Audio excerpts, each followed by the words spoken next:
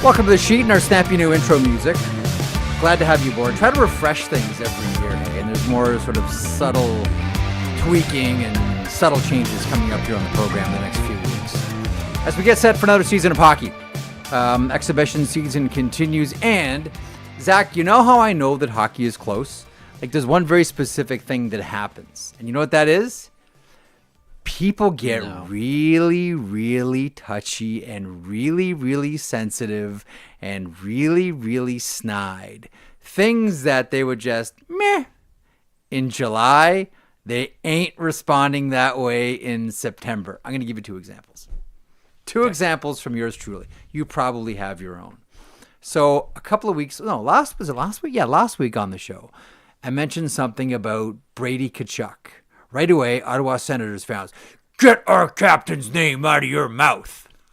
Yep. So I mentioned if Brady Tkachuk ever became available, Dallas would be at the front of the line. Because that's the exact type of player that Dallas has been looking for a long time. I also put Sam Bennett in that category as well. Panthers fans were like, meh, say whatever you want. No problem. Not Ottawa, about Brady Tkachuk. It was right away sensitivity, okay? But fine, that I get it. Like, sports is territorial that way. You're passionate about your team. I get it, and that's kind of an issue that's rankled Ottawa Senators fans. The other, and I was totally stunned at this. Maybe I'm just like completely out of touch now. Well, maybe I'm just out of touch on social media, on Twitter specifically. I refuse to call it X, by the way, because Twitter was the name that it was assigned at birth. And I'm told that that's how you have to refer to things, as they were assigned at birth. So Twitter, hockey Twitter, very upset that I had the audacity to wish well, for one very specific person on the weekend. You know who that was? Yeah. Joe Veleno. I saw it. Joe Veleno. Just like, man, if the Habs can unlock him, look out. I throw that out there thinking like, you know what? He's got all we've talked about it before. Joe Veleno has all the skills, all the talents, all the qualities that you'd want in a hockey player. It hasn't worked. It hasn't worked with the Detroit Red Wings. Didn't work with the Chicago Blackhawks. Can it work now with the Montreal Canadiens? Can Marty St. Louis unlock this player? Because I think we've all seen players like this before. Players that you look at and you say, I don't know how this isn't working. I don't know how this guy hasn't popped. I don't know how this guy hasn't cracked yet. It really makes no sense. Veleno was one of those guys.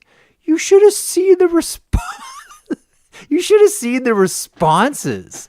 It was like visceral hate for someone you've never met before, that being Joe Veleno. Say what you want about me. I really don't care. But like the responses about Joe Veleno, and all I'm saying is, I hope the kid does well. Like you've heard me say it before, Zach. I don't cheer for teams. I cheer for players. I want to see people have success. I really, really do. And Joe Veleno is one of those guys. I hope that it really comes together for Joe Veleno. That's it. Simple.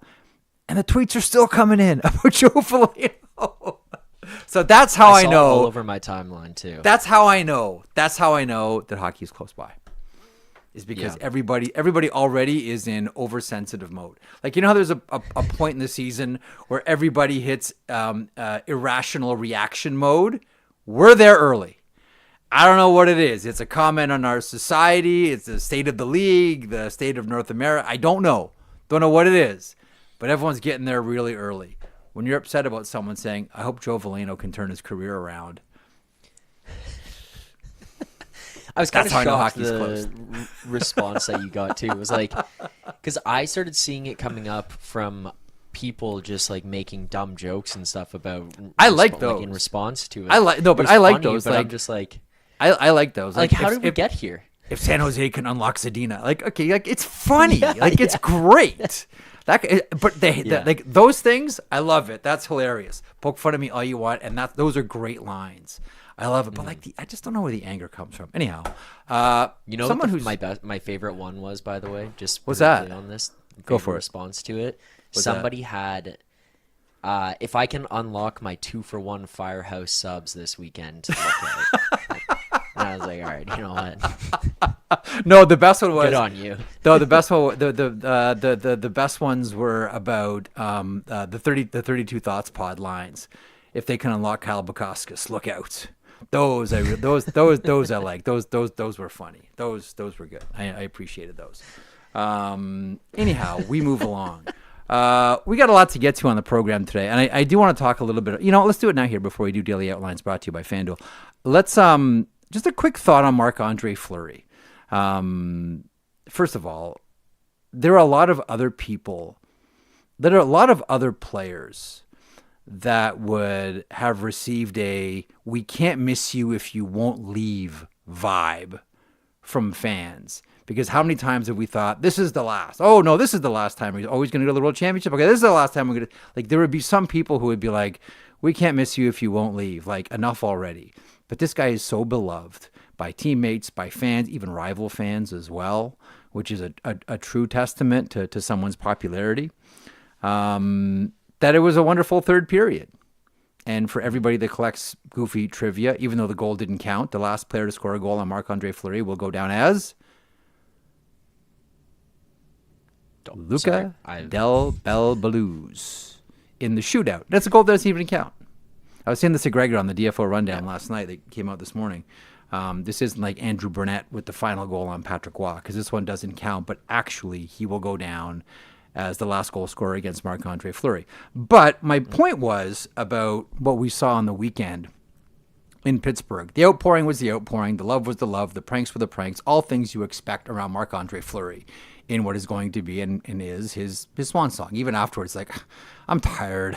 My hip is sore. Like, I can't keep doing this. I know you're chanting one more year, but I can't keep doing this. Like, I'm really done. I'm closing the door. This is the blueprint now, isn't it? Because the rink is packed. They're selling merch. It's a big event.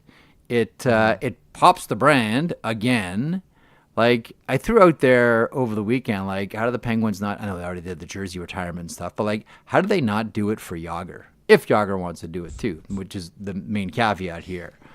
But Gregor threw in a couple of other names as well. Like, if this is one and done for Jonathan Toews with the Winnipeg Jets, does Chicago do this with Toews?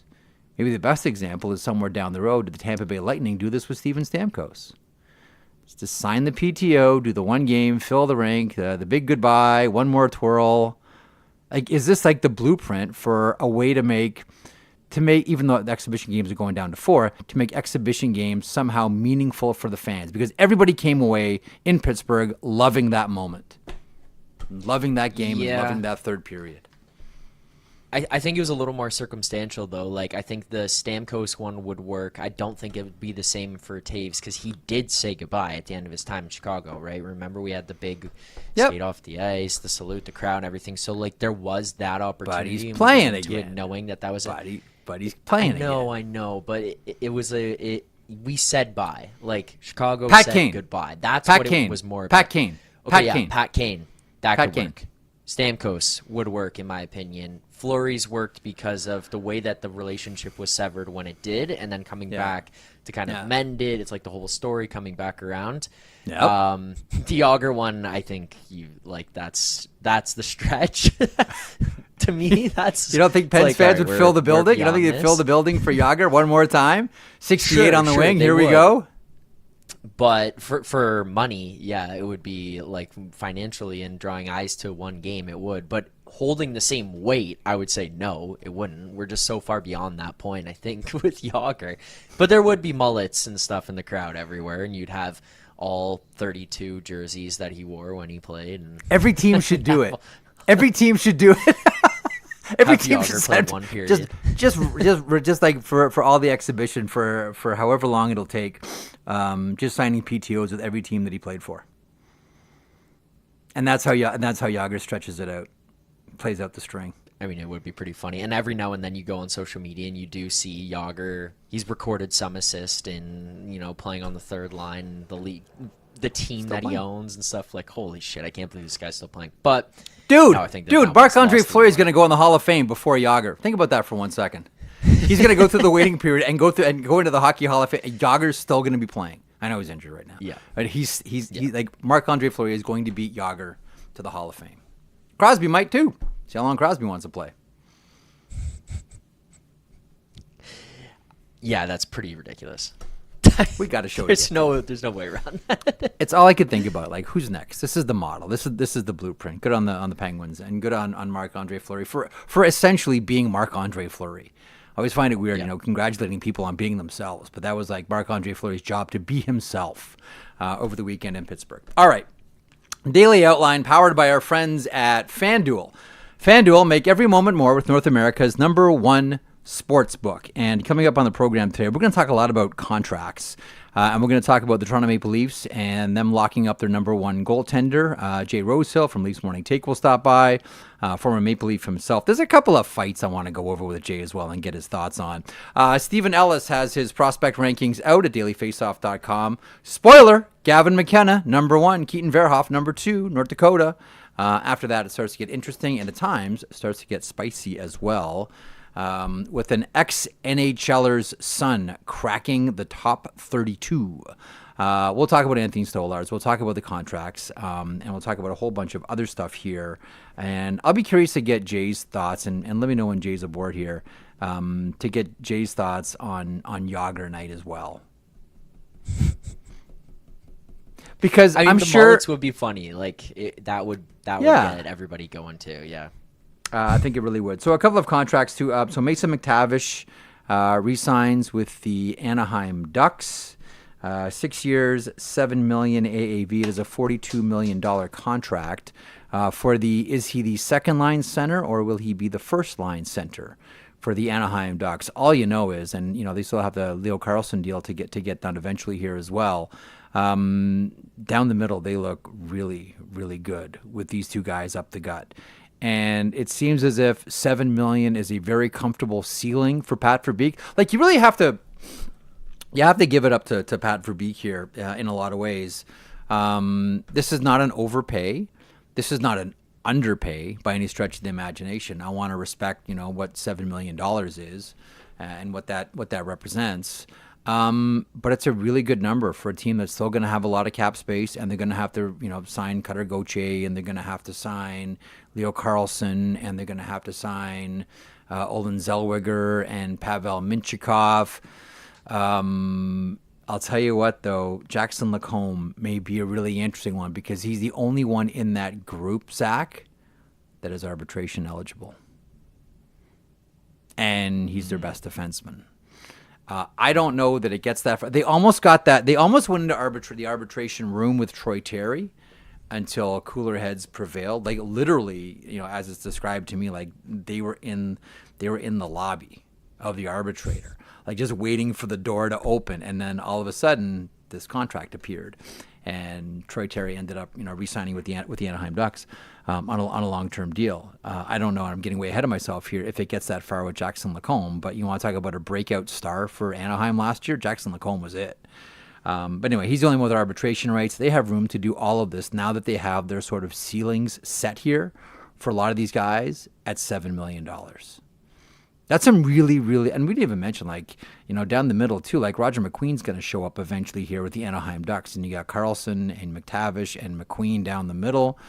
And if you believe you win Stanley Cups down the middle and on the blue line, all of a sudden Anaheim is set up really good. And this is, I think, maybe you feel differently, the first year where Anaheim has legit expectations. I think the expectation is wild card for the Anaheim Ducks this year. Do they get there? I don't know. But everything's trending in that direction for them to at least get close. And, Pat Verbeek's been around long enough now that, okay, like if you're the owners, if you're the Samuelis, you're saying, okay, you've been here long enough to move things around a little bit here, to put a new coat of paint on, look under the hood, change a couple of things. Now we want to see some results. Like, it does feel like this is the year where results are expected from the Anaheim Ducks, not just the question, are the kids getting better? The kids need to be here now. It feels that way to me. Does it feel that way to you? Yeah, it does. I think bringing in the guys that they did, like when you look at Trouba and Kreider, I think if they're the pieces you're relying on, let's go to New York specifically, they're the pieces you're relying on to be the guys who are going to carry the team and drive you and push you over the edge. That's a tough spot to be in for them, especially at this point in their careers. But if they're the insulating pieces around these great young guys. You're building a good room. You're building some leadership in there. Let them take over the team. Let Trubas and Kreiders and Strome and Vetrano be the pieces who help them. Yeah, you're in a much, much better spot. Quenneville comes in here now too. It's just like a very different energy around what they are, who they are. You can kind of see it in their interviews and everything that these guys do too. Because I was Kreider went on the Empty Netters pod, like speaking glowingly of just the intensity of the practices and how the kids are and everything. Like you could just tell there's a more positive feel coming out of that room as well. You know what that room is not anymore? Stale. And you know who Anaheim's room was stale for? Cam Fowler. When you watch and Cam Fowler signs a 3-year contract extension with the St. Louis Blues, a really good deal. Like I love the deals that were signed this weekend. Like I can't like no matter how hard I squint, I cannot really look at these and go like I can't even do like the Talk Radio 101. We need to talk about this on Monday. I can't believe what like this is a good deal. And what it's done too is it has like what I was saying to Gregor last night on Rundown was I don't know if this trade helped Cam Fowler more or helped Colton Parayko more? Like, does Parayko help Cam Fowler or does Cam Fowler help Colton Parayko or is it a combination of both? It's probably a combination of both, but what a pair this has turned out to be.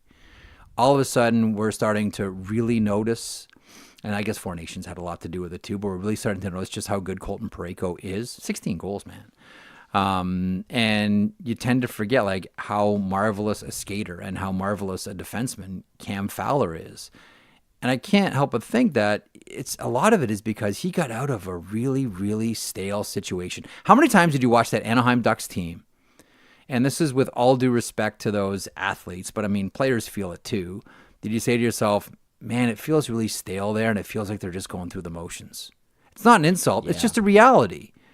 It happens with a lot of people in their jobs. Thankfully, we've always been inspired every single day to go to work, and we've never known a stale day in our lives to our current and all of our ex-bosses. But you can see it, right? And it must have felt that way for Cam Fowler. Nice deal. Good deal for Fowler. Good deal for the St. Louis Blues. And if you're Colton Parayko, you're feeling really good about this one because your partner's locked up for another 3 years. Yeah, it did. That is a good way to put it. The stale locker room. It did kind of feel like they were just in no man's land for a bit. To answer the question about who it helps more, I think this is a kind of like a cop-out answer, but I think it's a combination where it's like one couldn't help out the other. Like Cam Fowler couldn't be helped out by Colton Parayko if Colton Parayko wasn't helped out by Cam Fowler, right? Like going to this new situation, as you mentioned, getting this rejuvenation of life, energy, whatever it may be, helps out Cam Fowler so much that he's now able to help out Colton Parayko. You know, like he has now found something new that he couldn't have found within him in Anaheim for the past couple of seasons that he can now bring to the table. Because if he still had that staleness that he did in Anaheim, I don't think he helps Parayko the same way. So it's like you needed one to have the other. And they are just different enough as players to make this work. Like if there was like an overlap of skill or they did similar things or, Colton Parayko was trying to be what Cam Fowler is and Cam Fowler was trying to pretend to be who Colton Parayko was, it wouldn't work. But they are just different enough. What's the old line? Cows don't make ham. You can't be who you're not as a player or as a person. And Fowler and Parayko are, I don't want to say perfectly, but pretty near perfectly different that combination works. So, congratulations to Cam Fowler. Good job by the St. Louis Blues. And by the way, Doug Armstrong. You want to talk about like setting the table for next general manager Alex Steen. Whether it was the offer sheets, the extension of Cam Fowler here, like if you're Alex Steen, next general manager of the St. Louis Blues, table's kind of set for you here. Like Doug Armstrong's done some tremendous work getting this one set. Coming up in a couple of moments here, we're going to be joined by Jay Rosehill, former NHL'er, former Toronto Maple Leaf. We'll talk about the Anthony Stolarz contract, 4 years, $15 million. 3.75 is the AAV. The team does sign to a tryout James Reimer. And, there was a lot of commentary around they have to sign him. He has to play these games. To which I'm saying to myself, why not just Dennis Hildeby as you wait for Joe Woll to come back from whatever it is he or whomever around him is going through? I don't understand this sort of rush to we have to play James Reimer right away if you're the Toronto Maple Leafs. I don't see it. I'm really, really curious to see what Jay Rosehill thinks about this. He follows the team inside and out. I don't get this. Oh, they have to sign Reimer, and they got to play Reimer. Like they have to do. Why? What are we doing here? Why not Dennis Hildeby? He's already played games. It's not as if he's gonna go out and embarrass himself or embarrass the team. I just don't understand the rush to do it. But nonetheless, also, and I don't know what to make of this. You guys saw the report about Yevgeny Kuznetsov waiting to hear from the Toronto Maple Leafs and the Florida Panthers are interested, et cetera, et cetera, et cetera. I really don't know what to make of that one. I'm sure that Yevgeny Kuznetsov wants to come back and play in the NHL and draw an NHL salary. I just not so sure that fit is there or right with the Toronto Maple Leafs. But we shall see. One thing I want to draw your attention to as well. Oh, by the way, JT Miller. JT Miller is being evaluated by the New York Rangers. More on that coming up in a couple of seconds. But one thing I want to draw your attention to, there was a piece by Dan Rosen at NHL.com this weekend. Miller ready to turn page on past and write new chapter as captain with the New York Rangers. First of all, this is an excellent piece by Dan. This is a really good piece, really interesting story. And one of the things that I really paused on and keep coming back to, and I'll share it with you. You can go and read it. It's on NHL.com. This is Dan Rosen. Miller said how he was cast publicly in Vancouver as a yeller and a demanding teammate was overblown, though he added it was an experience that can help guide him in his new role with the Rangers. Now, here's a quote from JT Miller. I don't think it's ever going to be perfect, but the emotion I play with, it's in me. So it's managing that, keeping it to 5 to 10% of the time that it's bad, Miller said. We all know that guys who play with emotion, you're not going to be 100% good. It's easy. Here's the money line. It's easy for guys who don't have a heartbeat to say, hey, calm down. That's kind of empty to me. But I just think it's about keeping it to 5 to 10% of the time. Let me share that again. It's easy for guys who don't have a heartbeat to say, hey, calm down. Who could he be talking about? Who could JT Miller be talking about? It's easy for guys who don't have a heartbeat to say, hey, calm down. Interesting notes on a really, really interesting piece by Dan Rosen at NHL.com about JT Miller. We are standing by for Jay Rosehill, who's going to be a little bit late here, but I am informed he is coming. So we'll get to the Anthony Stolarz and the Toronto Maple Leafs conversation. Also, Steven Ellis joins to talk about his prospect rankings coming up here in a couple of moments.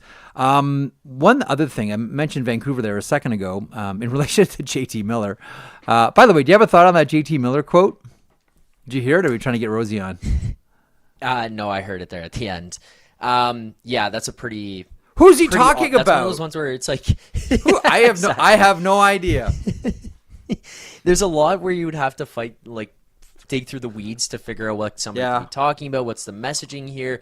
What's going on behind the scenes? Oh, something's happening. No, we know. Like, this one was obviously about somebody. No. It couldn't have been more cut and dry what the hell he was saying about this one. I mean, I guess that this is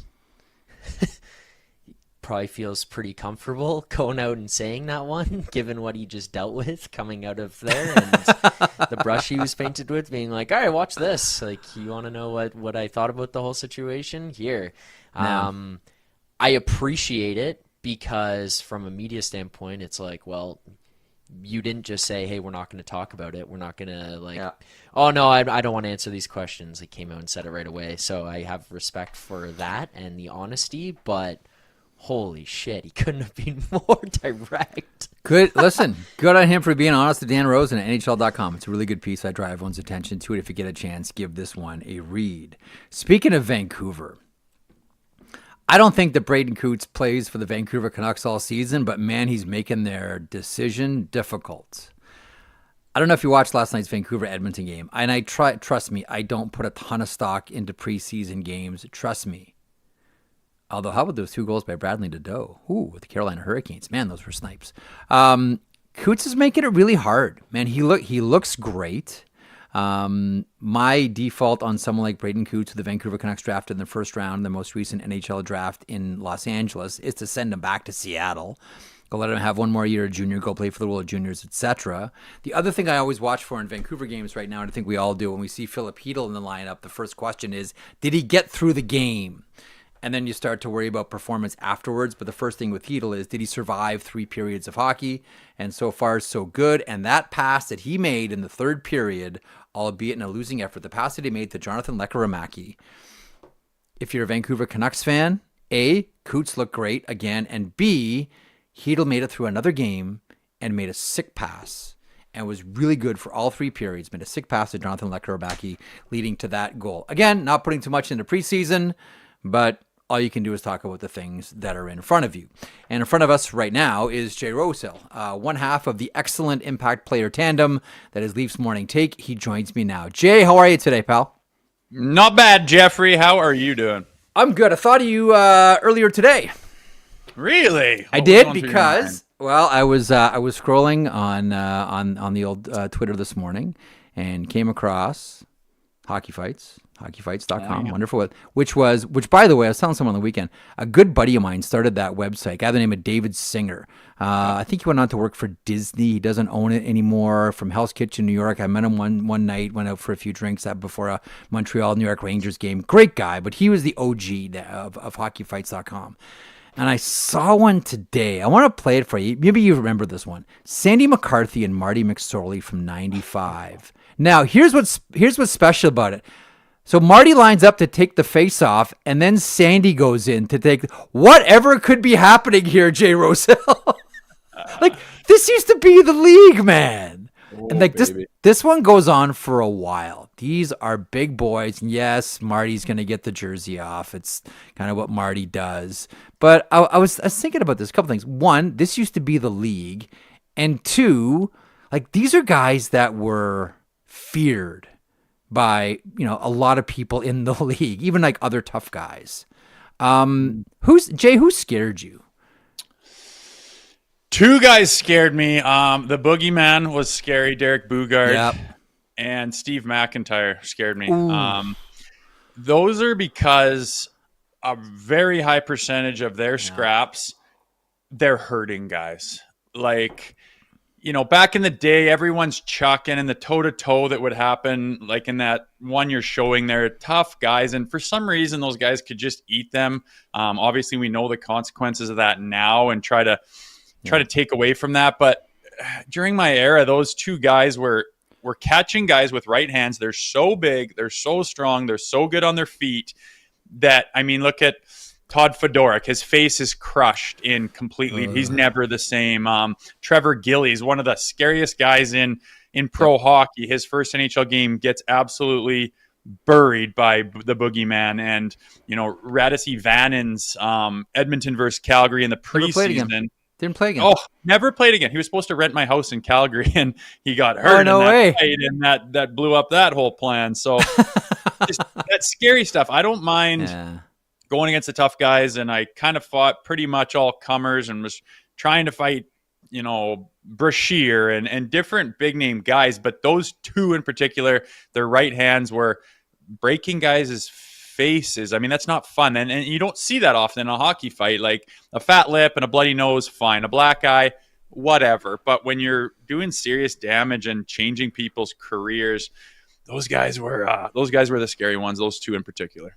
Okay, so a couple of things. One, you mentioned Donald Brashear. Not sure if you saw the story this morning coming out of Sweden. He's catching on with the Swedish team, 53 years old, and Donald Brashear is still out there. The other thing that, and this is where it gets, with you, I share a concern because I care about people. I'm concerned about their brains. I understand that this is professional and this is your choice, and no one's forced to do it. I get that, and I respect it.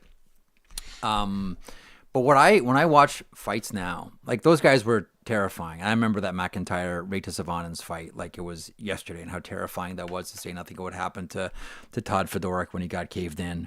But the thing when I see fights now, because especially with younger players, here I am going to sound like grandpa, with younger players, is they haven't grown up really doing it. So the technique's not great, and that's fine, but nobody wants to block a punch because nobody knows how.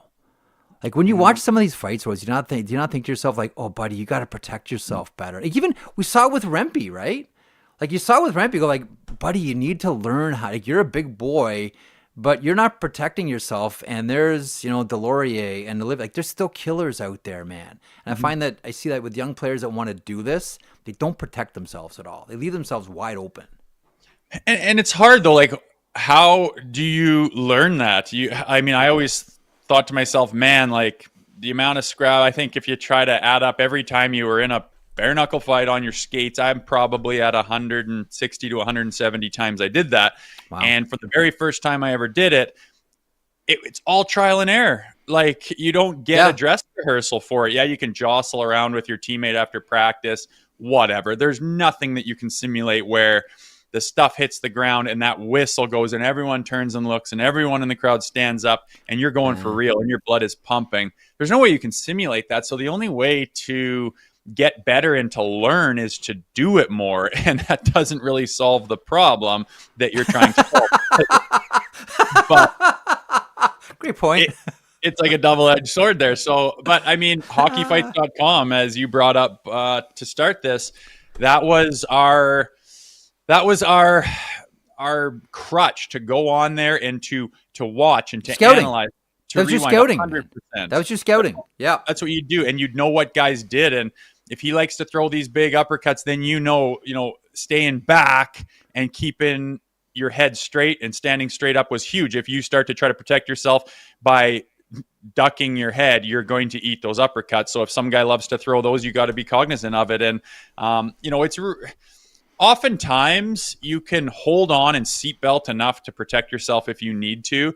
Yep. But where I really see it goes south is when a guy has no idea what he's doing and he thinks I'm going to protect myself by doing this one bending over at the waist. And you're just, if you were going to say, I'm going to give this guy a free shot and it's going to count, what's the worst thing you could do is to put your head in that position and let him throw from underneath right at you. So that's where it gets scary. But I don't really see a lot of ways to prevent yourself from getting hurt and from getting better at it and knowing your logistics and your techniques other than just doing it more, which I don't know if people want to hear that or not.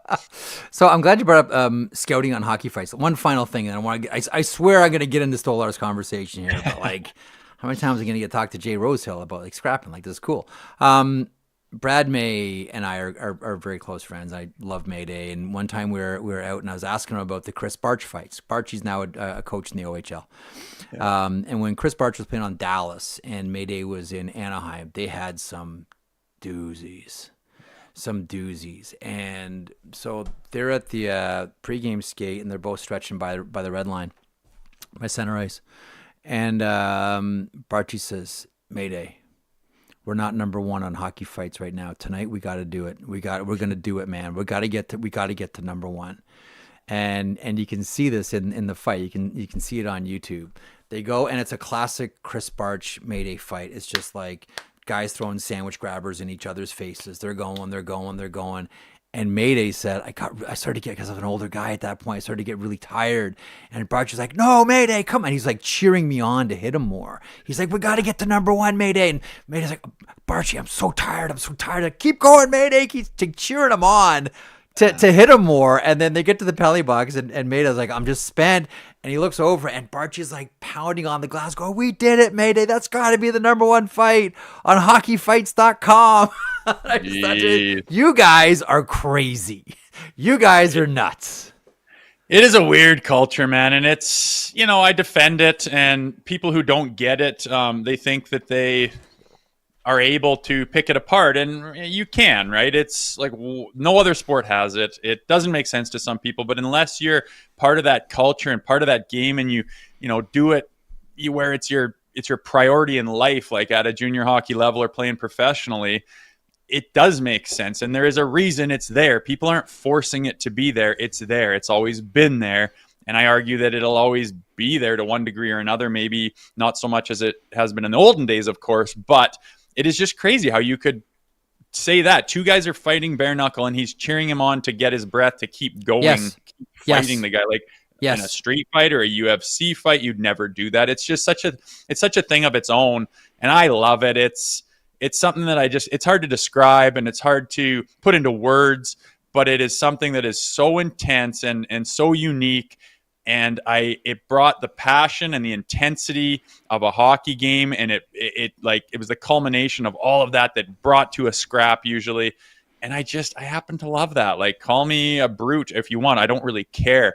I love that. And usually nobody gets hurt. And usually the guys tap each other on the head after and say, good work. And you respect each other. And the other players who don't even do it respect the guys that do it. And they see the value in it. The players have been pulled a million times, and they value it quite highly, as a matter of fact. So it is such a unique thing. And I know it's kind of going away. Some would argue it's kind of coming back in a ways, but the way the game is played, just the structure of it, the speed, I just think it's part of the fabric of the game. And it is very odd. And you hear stories like you just told, and you laugh and shake your head. And I personally love it. It's a flow game where there's no out of bounds. Yeah. It's a flow game where there's no out of bounds. There's a separation between real life and whatever this thing is happening. It's almost like a make-believe world with its own sort of set of ethics and rules and codes of conduct. Anyhow, for a bigger conversation, Anthony Stolarz contract. I'm going to get all serious and professional here, Jay. The Anthony Stolarz deal. Listen, I know that goaltending, it's very rare that goaltenders really, ring the bell. And there have been some, and we think of, Igor Shesterkin has, really rung the bell as far as, financial compensation. I like this deal. 4-year deal of $15 million, 3.75 is the AAV. He's their top dog, and they got him locked up at a really good number. I know if Nick Alberga was with us right now, he'd say, that leaves a lot of money for McDavid, Marek. That leaves a lot of money for McDavid. But what did you make of the Stolarz deal? Yeah, I wasn't sure what the number was going to look like. I had an idea of what it would be, and it was higher than he ended up signing for. I thought he could maybe get 5 if he wanted to get gritty with it. I didn't want to see a holdout. I didn't want to see a distraction. I didn't want to see a bunch of media asking every day, about the contract and where they're at in negotiations. All of a sudden, boom, it's done. And at 3.75 a year, you look at his numbers. I know he hasn't been a number one goalie for 10 straight years, but he hasn't had the opportunity to do it. And he seems to be able to adjust his mindset accordingly. And here was a huge test. You're basically the number one with real good support. You could call them, sharing the number one role, but I thought Stoley was the number one goalie. His numbers were unreal. You're on the stage in Toronto. That market has chewed up and spit out so many goaltenders over the last 25 years. It's shocking. So it's a difficult job.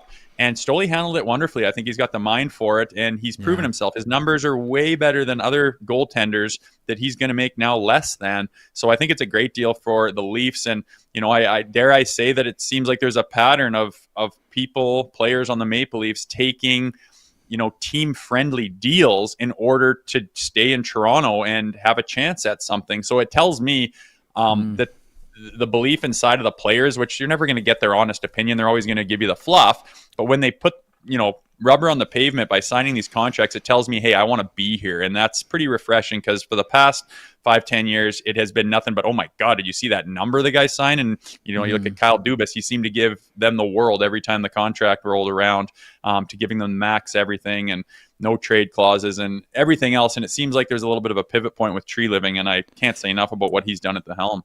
The thing about Stolarz too is when you talk to all the goalie people, like, they've been barking about Stolarz going back to when he played in Anaheim, and it's like, don't sleep on Stolarz. And then Florida, and he's like, don't sleep on Stolarz. Like, somewhere this guy's going to be a number one, kind of like with Kevin Lankinen.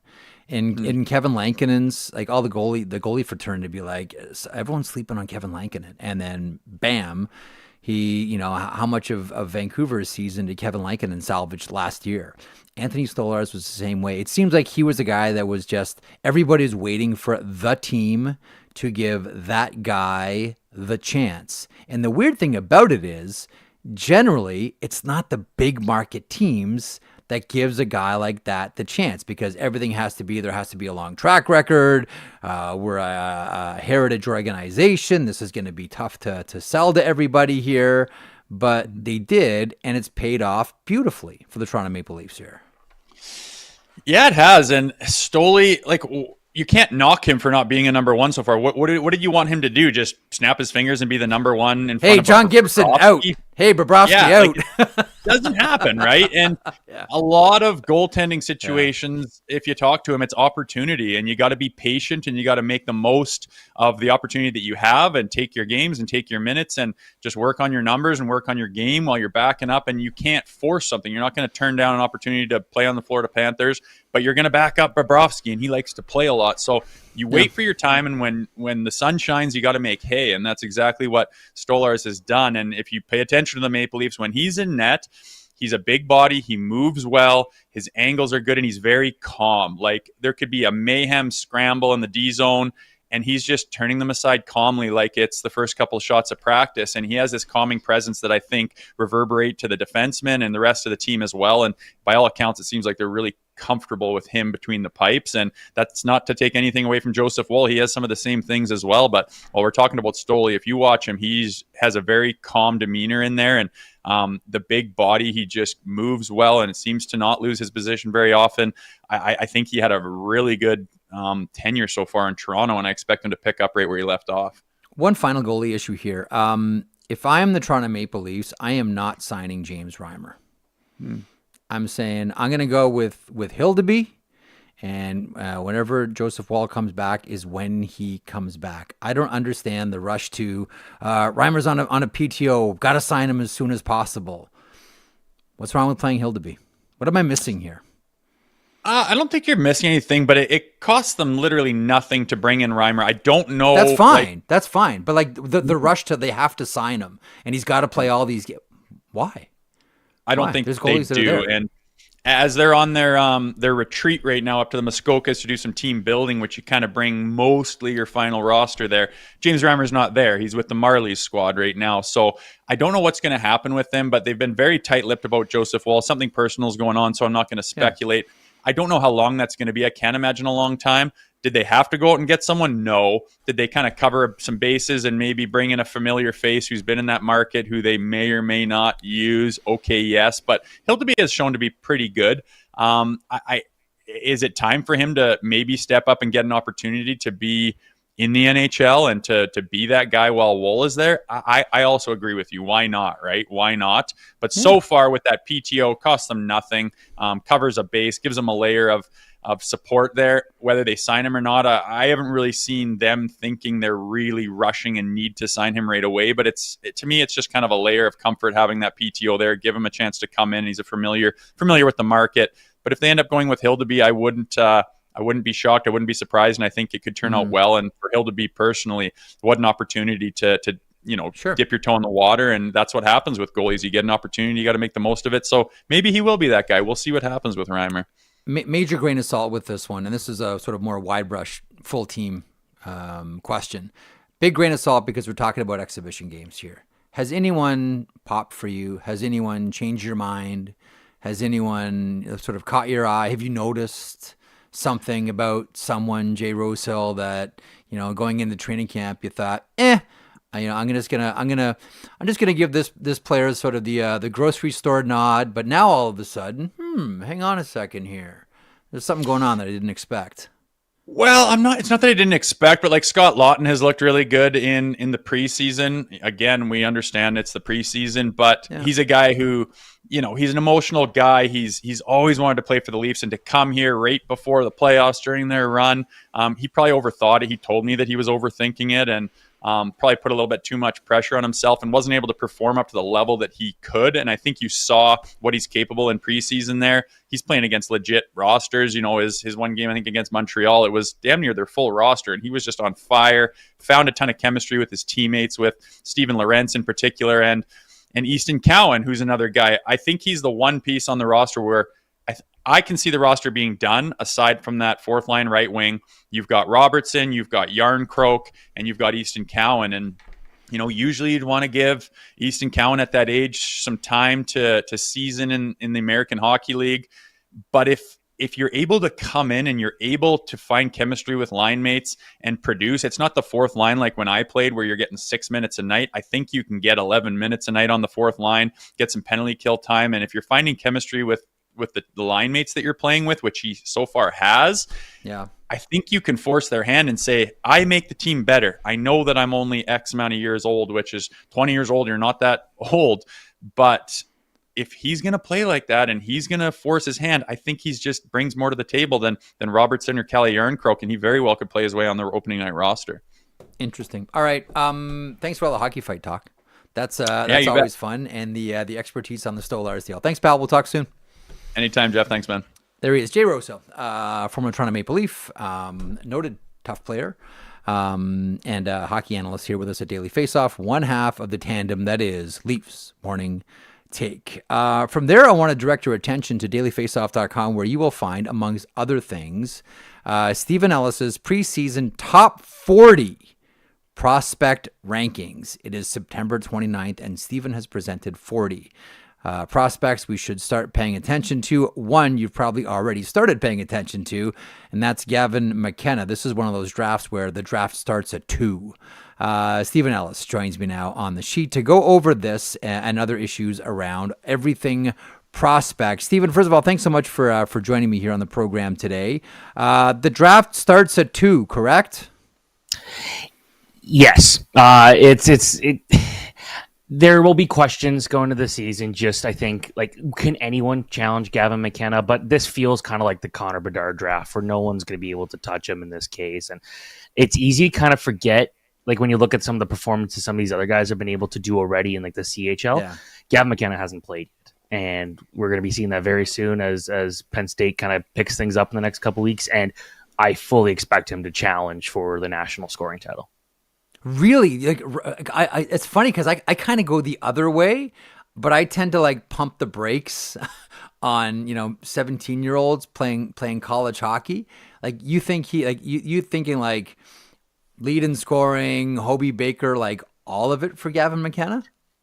See, I was the same way with Macklin Celebrini as you were here with McKenna, where I'm just I don't think I always think you got to be really careful. These freshmen, you're asking a lot, but McKenna, he's going to be 18 not too long from now. He'll be slightly older than some of the other 17-year-olds we've seen in this league, and we just saw how when he plays with confidence, he can be so dominant. And Penn State's going to be a team that's going to be challenging for a national title again this year. And I think when you've got a guy like him with some of the veterans he's going to have a chance to play with, I think he's going to be up there.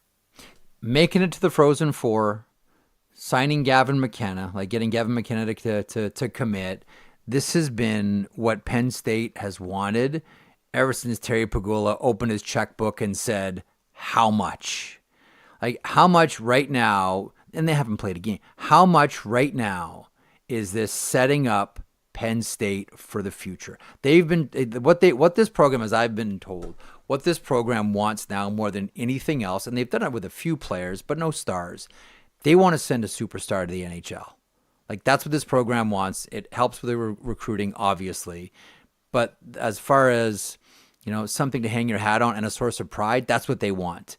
Where is Penn State now already set up for the future? this is something where now it shows that they can attract quality prospects. They've got Jackson Smith, who maybe he's going to play a year or two there.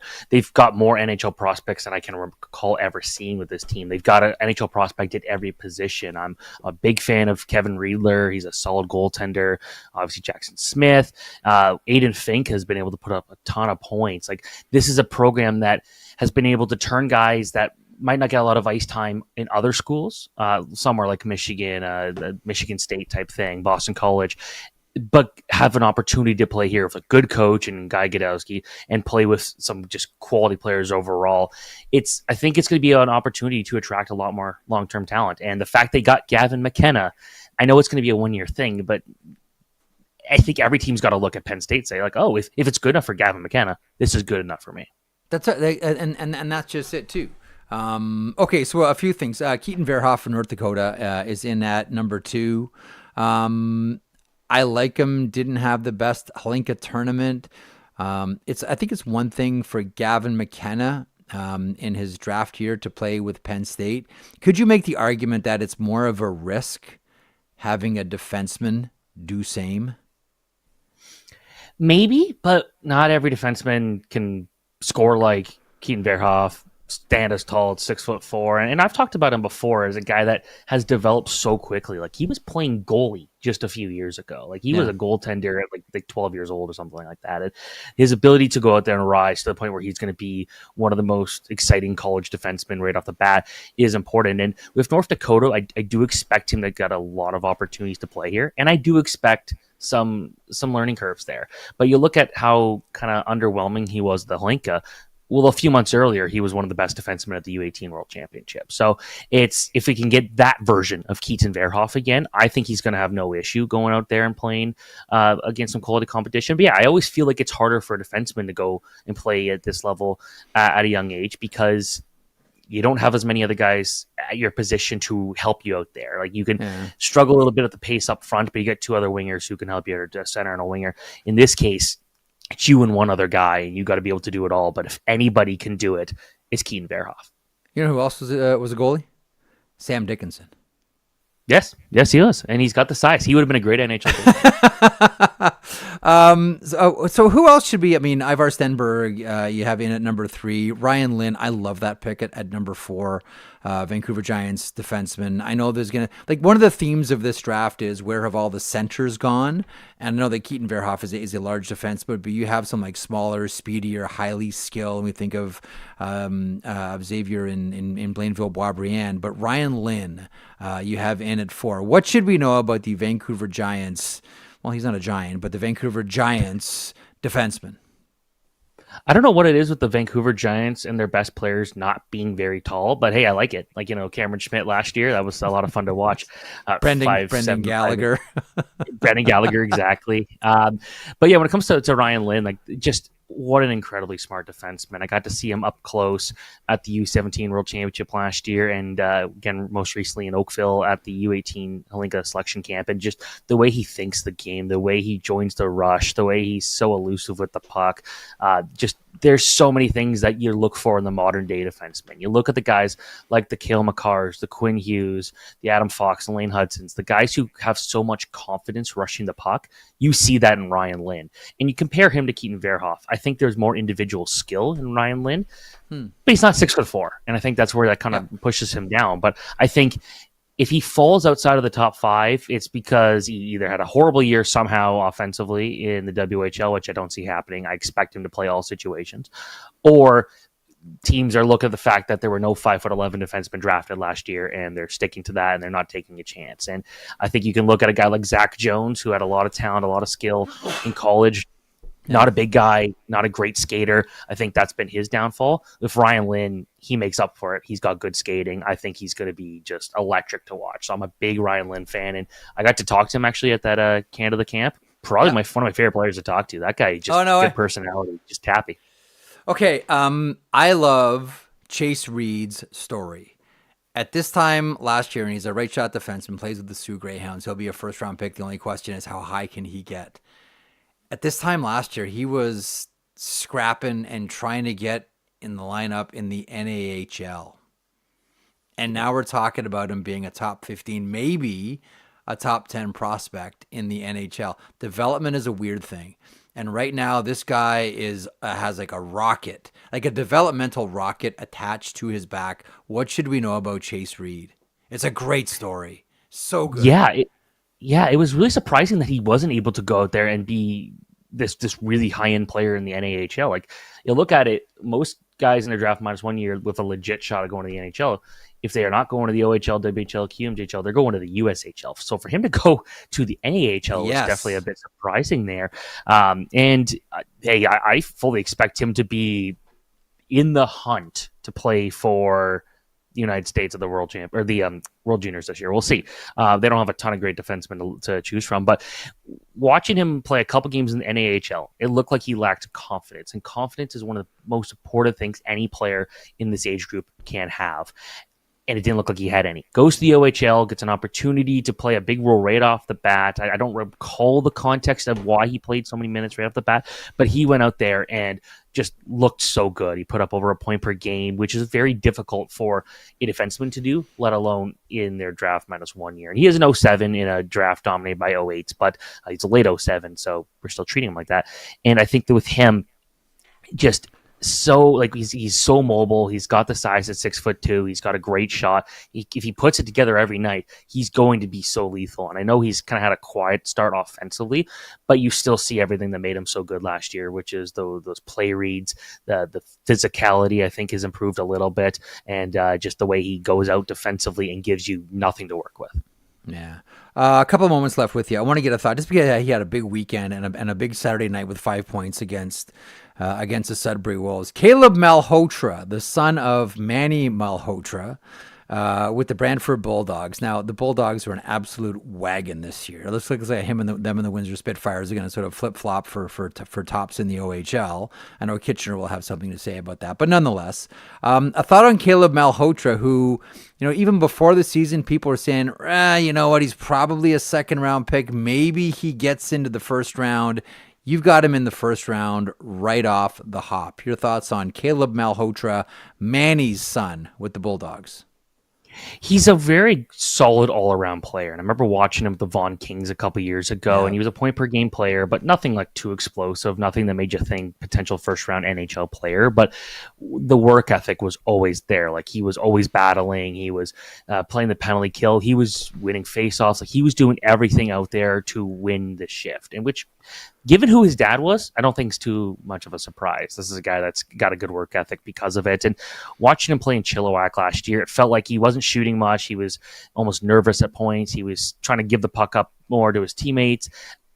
But for a guy that put up a lot of goals the year before, it was a bit surprising. So I still don't think he's going to be a goal scorer in the NHL, but he's taking shots. He's getting those opportunities, and he's really good as a playmaker. He can make great plays at speed when he's standing still. Like, there's just so many elements of his game where even if he doesn't continue on this 181-point pace, which I don't think he's going to end up finishing with this year, but I think that you're going to look at a guy that's still going to put up 70, 80 points, be a key part of this team that's going to go far in the OHL playoffs, maybe compete for the Memorial Cup. And I think that it takes a lot of the responsibility away from someone like Jake O'Brien, the Seattle prospect, to go out there and try and dominate. And then all of a sudden, Malhotra showing everybody that he's just this all-around threat that works hard. I think people are really going to come around to him very quickly. Don't disagree. Let me close by asking you about someone who actually didn't make your list. And has just been tearing up the Western Hockey League, and that's JP Hurlburt. So he is a product of the Dallas Stars Youth League, and is playing now for a team that's owned by the Dallas Stars owner in the Kamloops Blazers. You see where I'm going with this one. What do you think of this guy? I mean, he's sort of shown up and taken the Western Hockey League by storm. I would imagine at some point we're going to have to entertain more of an idea about Hurlburt being a first-round pick. Yeah, and actually I did have him in my initial rankings back in July. And obviously, the one thing I tried to not do was get too excited about the hype of a couple game, sample size. I do. It is a 3 game. Oh, come on, man. Yeah, it's fun, right? It's fun. Caleb Malhotra, pretty similar numbers in 3 games, right? Right. for me, if Hurlburt, it's like I had a hard time taking him out. There's a few guys that just a bit more size, a bit more of that all around hardworking ethic. I just had to put in there, but I don't expect that. I expect him to be in the first round conversation, no question, as long as he keeps on with the numbers he is. I know he's a big Colton Davies is a huge fan of him, so shout out to Colton in the chat. But I watching him a lot at the NTDP last year. There were points where it felt like he could disappear at points.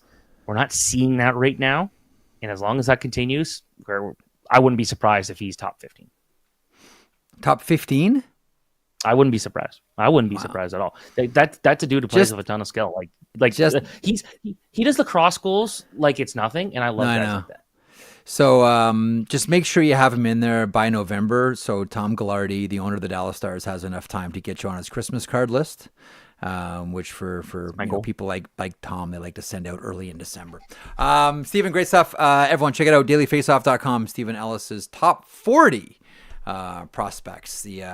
One of the initial reports coming out of the office of Steven Ellis. Thanks so much for stopping by, as always, pal. You be good. Oh, I do need to say one more thing. You guys were talking about fights. You guys were talking about fights earlier with Jay Rosehill. I believe we may have mentioned it once. We need way more goalie fights in hockey. I don't know why we don't get this. Like the two guys who are never talking to each other at any point in the game, I want to see those guys fight more often. Or the backup goalies. Let's see those guys fight. It's an interesting phenomenon when it happens, because it essentially looks like it's two Michelin men trying to scrap. Like there are very few. I remember like Billy Smith would fight players. Okay, like we've seen goalies fight goalies. I'm always interested in goalies that'll fight players. Billy Smith would fight players. My favorite goalie fight that I ever saw was the late Ray Emery in the American League playing for Binghamton. You know where I'm going, fighting Josh Gratton. And Josh Gratton, for those that don't remember Josh Gratton, it wasn't as if, Ray Emery was just picking like a fourth line guy who puts up 20 penalty. Josh Gratton was like legit tough guy for a lot of years. And that's the guy that Ray Emery went at. He was one of the toughest. Sean Burke was always super tough. Listen, Felix Potvin, just ask Ron Hextall how tough he was. Dwayne Rolison, Ben Bishop. I think we're all still waiting for Jordan Bennington to finally get it out of his system and have one. I would love it if the St. Louis Blues and Carolina Hurricanes met in the Stanley Cup final and we saw Bennington versus Kochetkov. Can you tell I've thought about this, Steven Ellis? That would be my dream goalie fight right now in the NHL. I don't know if you've gone as far as to figure out a dream goalie fight. To me, it's Kochetkov and Bennington. I don't know if you have one sort of knocking around the back of your brain there. Anybody. I want backup goalies to fight because I think that'd be hilarious. Or get like two E-bug goalies. Two E-bugs. Okay. Go get like David Ayers and Jed Alexander fighting each other. There is a great there's a great, this is like from 19, God, I'm going geeky on you. Zach, see if you can find the picture of Philadelphia Flyers, Vancouver Canucks brawl, and it's Gary Smith fighting. Who is this? Gary Smith fighting Bobby Taylor, right? And it's in the middle of a brawl. Right now, Zach is really scrambling. I really want you to see this picture. It's Philadelphia Flyers, Vancouver Canucks brawl, Smith versus.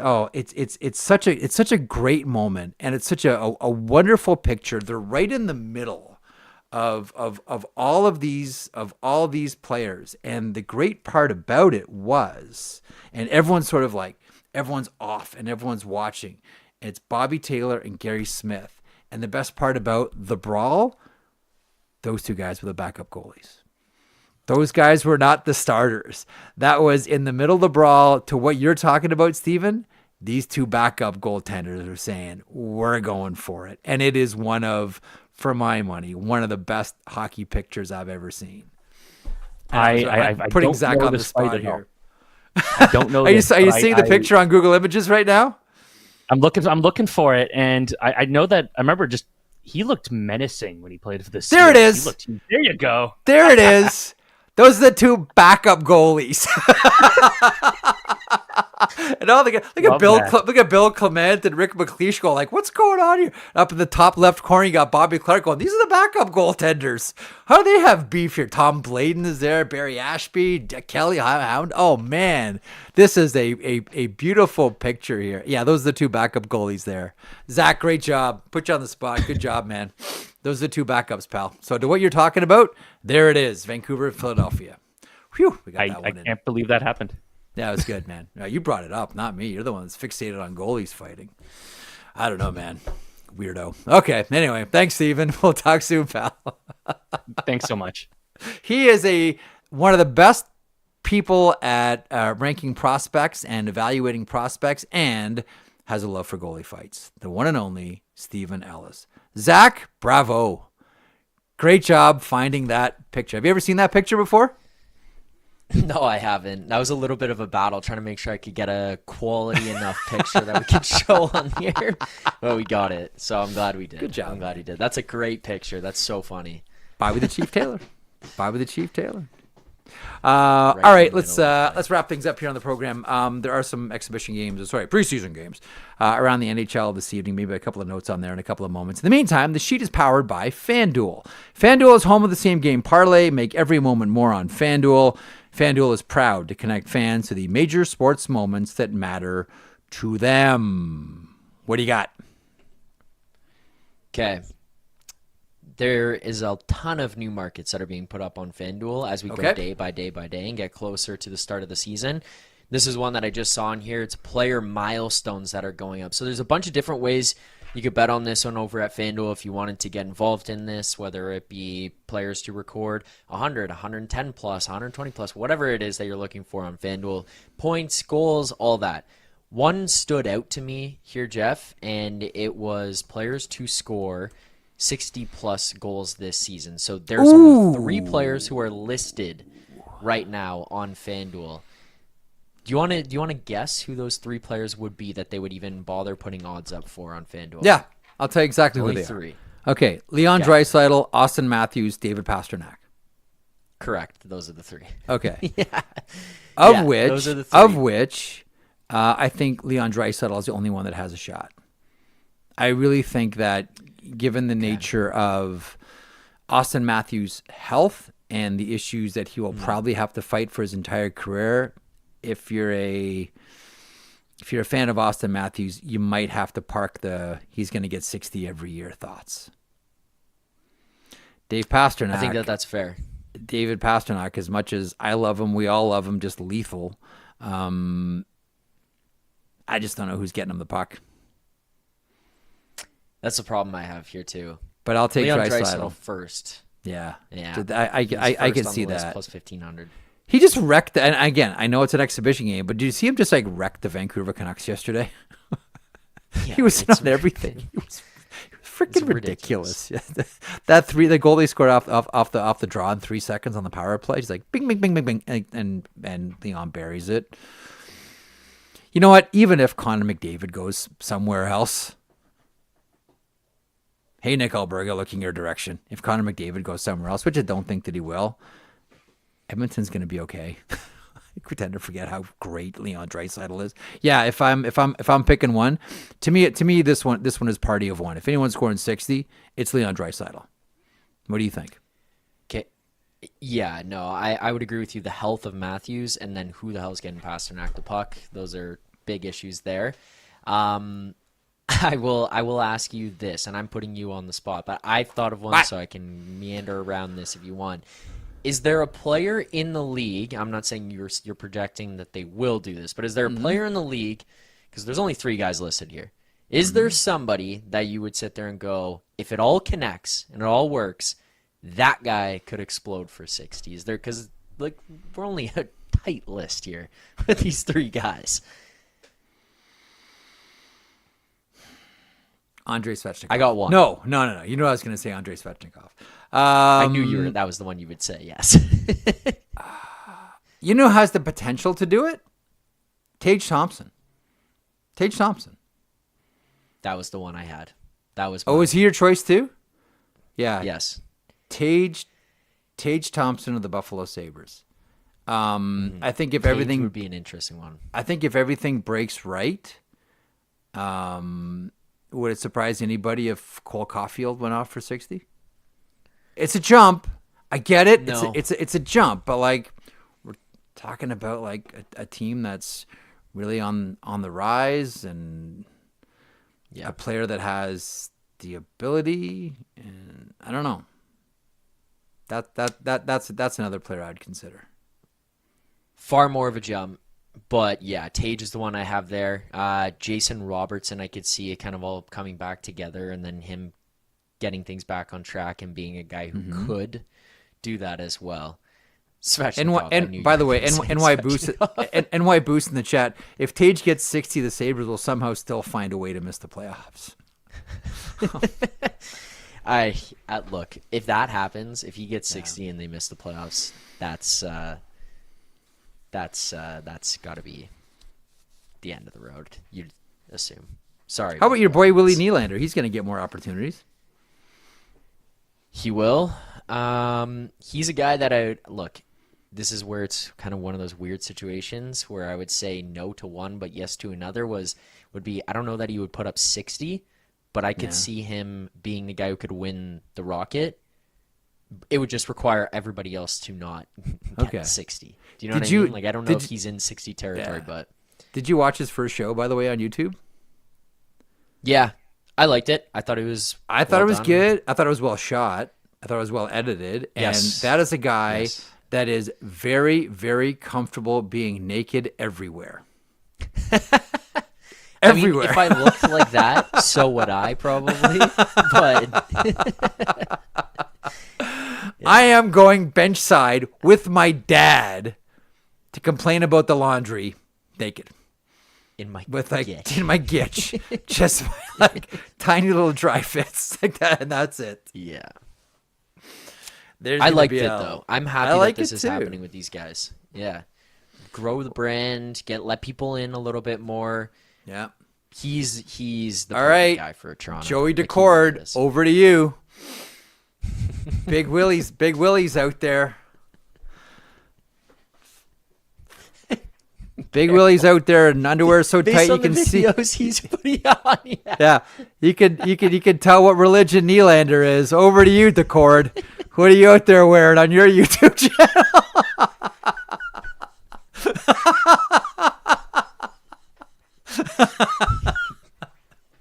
Gotta get those views up, Joey. Oh shit, what's Willie doing? Oh crap. Sorry, hon, I gotta go do this for work. Willie's running around the bench in Sweden naked. Here I am talking about the reverse VH. This ain't gonna work. Oh my god. Sorry, babe, okay, let's wrap the show on that one. Yeah, good job. More views on my YouTube. Good job. What else we got in the chat about that? What we got about Willie? Shirtless Willie photo to put behind Marek. I'm down. There you go, screen grab. Put up above or beside the chimp or the Alan Watts quote back there. I'm down with that one. Anyhow, thanks for joining us today. If you're watching it in the chat, thank you as always. If you are listening or watching us on YouTube Archive, thank you. Please click the like. Share with a friend, subscribe, all of it, listening on your favorite podcast platform. We appreciate it. Tip your Zamboni driver, as we always say.